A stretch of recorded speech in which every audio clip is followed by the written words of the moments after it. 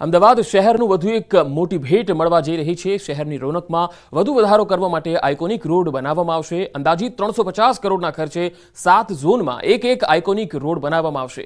આ આઇકોનિક રોડની ખાતમુહૂર્ત પીએમ નરેન્દ્ર મોદીના હસ્તે કરવામાં આવશે। જીએમડીસી ગ્રાઉન્ડ ખાતે પીએમ મોદીના અભિવાદન સમારોહ દરમિયાન આ લોકાર્પણ અને ખાતમુહૂર્ત કરવામાં આવશે।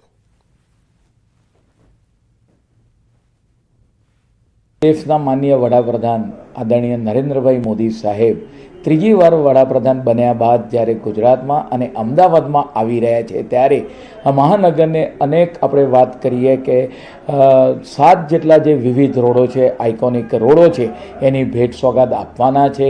400 કરોડ જેટલી કિંમતના જે આ રોડો બનવા જઈ રહ્યા છે। પ્રધાનમંત્રી નરેન્દ્ર મોદી ગુજરાતની મુલાકાત પહેલા આજ વહીવટીતંત્રની તડામાર તૈયારીઓને છે આખરી ઓપ અહીં આપવામાં આવી રહ્યો છે। પ્રધાનમંત્રી તરીકે નરેન્દ્ર મોદી ત્રીજો કાર્યકાળ કરી રહ્યા છે ત્યારે તેમની પહેલી આ ગુજરાત મુલાકાત છે તે યાદગાર બને તેને લઈને ભારતીય જનતા પાર્ટી અને ગુજરાત સરકાર દ્વારા પણ વિશેષ કાર્યક્રમો છે તે આયોજિત કરવામાં આવે છે। ત્યારે અમદાવાદ મહાનગરપાલિકા દ્વારા પણ અલગ વિકાસ કામો છે તે નરેન્દ્ર મોદીના હસ્તે તેનું લોકાર્પણ અને ખાતમુહૂર્ત થાય તે પ્રકારનું આયોજન કરાયું છે। ખાસ કરીને 7 આઇકોનિક રોડ જે બનવા જઈ રહ્યા છે 350 કરોડના ખર્ચે તેના ખાતમુહૂર્ત છે પ્રધાનમંત્રી નરેન્દ્ર મોદી છે અહીં કરશે। એટલે કહી શકાય કે અમદાવાદીઓને વધુ એક વિકાસલક્ષી ભેટ છે એ પ્રધાનમંત્રી નરેન્દ્ર મોદીના હાથે અહીં આપવામાં આવશે। ખાસ કરીને 15મી તારીખે તેઓ અહીં પહોંચવાના છે। 16મી અને 17મીએ સવારે ભુવનેશ્વર માટે અમદાવાદ એરપોર્ટથી તેઓ રવાના થશે। પરંતુ ચોક્કસ અલગ અલગ જે કાર્યક્રમો છે પ્રધાનમંત્રી નરેન્દ્ર મોદીમાં તેની અંદર અનેક વિકાસલક્ષી જે કામો છે તેના ખાતમુહૂર્ત અને જે લોકાર્પણો છે એ નરેન્દ્ર મોદીના હસ્તે અહીં કરવામાં આવશે। કેમેરામેન અમિત શર્મા સાથે પ્રણવ પટેલ, ન્યૂઝ 18 અમદાવાદ। અમદાવાદ શહેરમાં ધૂળની ડમરીઓ અને ધુમ્મસભર્યા વાતાવરણથી હોસ્પિટલમાં શ્વાસની બીમારીના કેસ વધ્યા છે। વરસાદ બાદ અમદાવાદ શહેરના રોડ રસ્તાની હાલત ખૂબ જ ખરાબ છે। તંત્રનું કહેવું છે કે લગભગ 80% રોડ સમારકામનું કામ પૂરું થઈ ગયું છે, પરંતુ રોડ પર ધૂળની ડમરી અને રચકણોથી અમદાવાદ ધૂળિયું બની રહ્યું છે। અનેક વિસ્તારોમાં હજુ પણ ખાડા છે। અમદાવાદ શહેરમાં વરસાદ બાદ શહેરીજનોને શ્વાસ સંબંધી સમસ્યાઓ પણ સતાવી રહી છે। બોપલમાં પણ અનેક વિસ્તારોમાં ખાડા છે। નોર્થ બોપલ ડીપીએસ રોડ પર પણ અનેક લોકો ખાડાથી કંટાળેલા છે।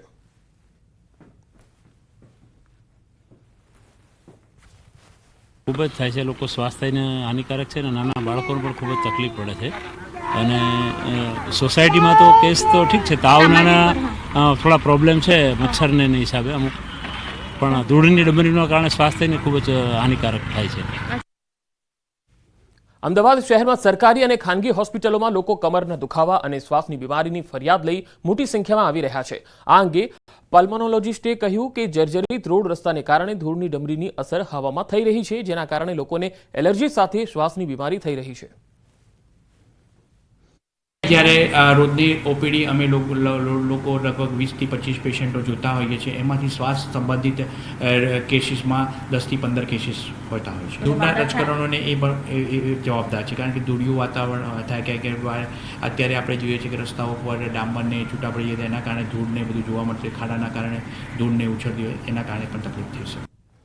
લોકો હવે રોડ રસ્તાની ખરાબ પરિસ્થિતિને કારણે ત્રાહિમામ પોકારી ગયા છે। અમદાવાદની ધૂળ અમદાવાદીઓને જ બીમારી આપી રહી છે। ગુજરાતમાં છેલ્લા 10 દિવસમાં 108ને તાવ, શરદી, ખાંસી સાથે શ્વાસ સંબંધિત કોલ પણ આવી રહ્યા છે। બીજી તરફ લોકો ધૂળની ડમરીથી કોર્પોરેશનના કામ પર સવાલ ઉઠાવી રહ્યા છે। શહેરમાં છેલ્લા 10 દિવસમાં શ્વાસ સંબંધિત રોજના 1066 કોલ મળ્યા। સમગ્ર ગુજરાતમાં 3778 શ્વાસ લેવામાં તકલીફ પડે તેવા કેસ ઓન રેકોર્ડ છે।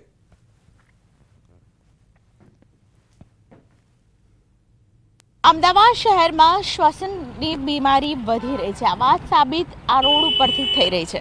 અત્યારે હું અમદાવાદના વૈષ્ણવદેવી સર્કલ પાસે છું અને આપ જોઈ રહ્યા છો કે અંદર જે વૈષ્ણવદેવી સર્કલથી અંદર જવાનો જે રોડ છે સૌથી વધારે તેનો ઉપયોગ થતો હોય છે। આ જ રોડ ખરાબ હોવાને કારણે અમદાવાદ શહેરની અંદર જે પ્રકારે ધૂળિયું અમદાવાદ થઈ રહ્યું છે, આસપાસના લોકો પણ એ વાત અનુભવે છે કે અમદાવાદમાં શ્વાસના બીમારીના કેસ વધી રહ્યા છે।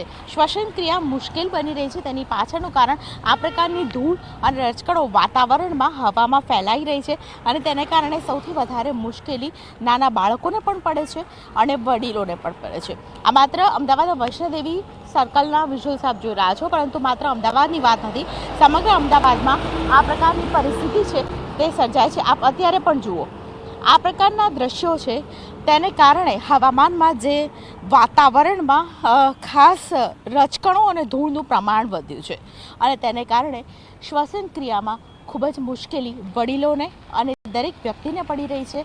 ખાસ કરીને વડીલોને અને બાળકોને સૌથી વધારે આ પ્રકારની મુશ્કેલી પડી રહી છે. તેના કેસીસ પણ હોસ્પિટલમાં નોંધાયા છે. કેમેરામેન ખેંગા રાઠોડ સાથે દીપિકા કુમાર, ન્યૂઝ 18 ગુજરાતી, અમદાવાદ. રાજકોટના જેતપુરમાં આધાર કાર્ડ કઢાવવા માટે અરજદારોને ધર્મના ધક્કા થઈ રહ્યા છે. અરજદારોનો આરોપ છે કે 5 વર્ષ સુધી બાળકોના આધાર કાર્ડ નીકળતા જ નથી, તેમજ મોટાભાગના આધાર કાર્ડ ટેકનિકલ ખામીના કારણે રિજેક્ટ થઈ જતા હોવાની ફરિયાદ છે. સાથે જ કીટ બંધ થઈ જવી, આઈડી બંધ થઈ જવાથી કલાકો રાહ જોયા બાદ પણ લોકોના આધાર કાર્ડ મળતા નથી. 18 વર્ષથી વધારે ઉંમરના લોકોને આધાર કાર્ડ કઢાવવા 70 કિલોમીટર દૂર રાજકોટ સુધી ધક્કો ખાવો પડે છે. ત્યારે લોકોની સમસ્યાનો વહેલી તકે ઉકેલ આવે તે જરૂરી છે. આ માટે સ્થાનિકોએ અનેક રજૂઆત પણ કરી. હવે આ રજૂઆત તંત્ર ક્યારે સાંભળે છે એ જોવું રહ્યું.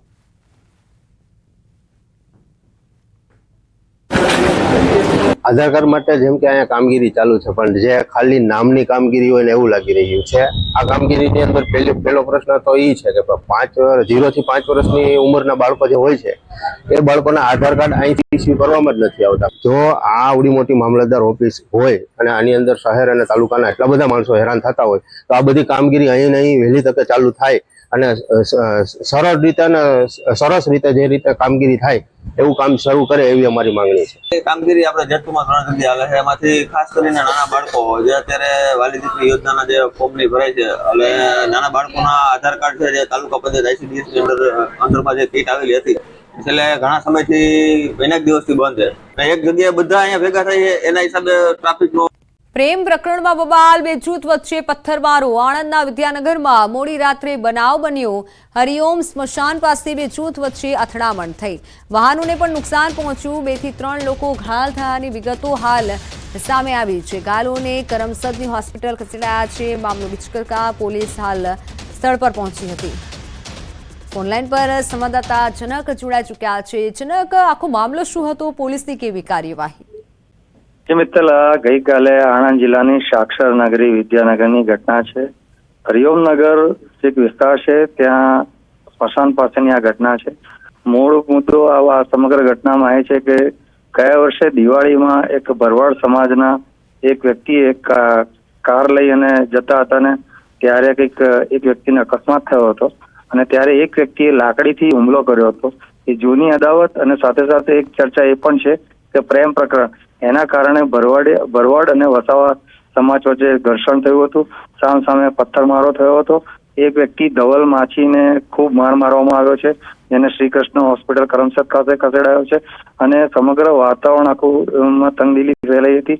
વિદ્યાનગર પોલીસ ઘટના સ્થળે પહોંચી છે અને હાલ પોલીસ ફરિયાદ નોંધવાની તજવીજ હાથ ધરાઈ છે.